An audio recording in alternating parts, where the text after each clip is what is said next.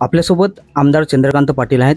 भाऊ, गिरीश महाजन आणि एकनाथ खडसे यांच्या वादात खासदार रक्षाताई म्हणताय की मला या त्रास होत्या या गोष्टीचा. रक्षाताई ज्या बोलल्या ते मी पण ऐकलं. त्यांचं म्हणणं होतं की विकासाचं राजकारण झालं पाहिजे, हे छोटंसं असं या पद्धतीने राजकारण झालं नाही पाहिजे. पण काही मुद्दे समोर आल्यावर त्याला राजकीय लोकांना प्रतिनिधींना जसं तुम्ही माझ्याकडे आलात मला प्रतिक्रिया विचारता प्रतिक्रिया दिल्या जातात. आणि खऱ्या अर्थाने ते बोलायचं खरं आहे की विकासावरच राजकारण झालं पाहिजे, कारण तालुक्याचा, मतदारसंघाचा आणि जिल्ह्याचा विकास साधत असताना खऱ्या अर्थाने विकासासंदर्भातच बोललं पाहिजे, हे ते बोलले ते अतिशय खरे आहे. पण हा विषय जो समजावायचा हा पहिल्यांदा घरात समजवला पाहिजे. कारण जळगाव जिल्ह्यामध्ये अशा पद्धतीचं राजकारण करणारा कोण आहे? त्यांच्याच कुटुंबातला विरोधी पक्षाचा आमदार, त्यांच्याच कुटुंबातला विरोधी पक्षाचा आमदार तो अशाच खालच्या पद्धतीने टीका करता.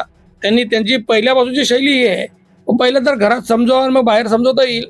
त्यांनी घरात समजवल्या तर वेदना आपोआप कमी होतील असं मला वाटतं. भाऊ, बुलढाण्याचे आमदार म्हणताय 10 महिन्यापासून निधी मिळत नाहीये. आपल्याला तसं वाटतंय का काही?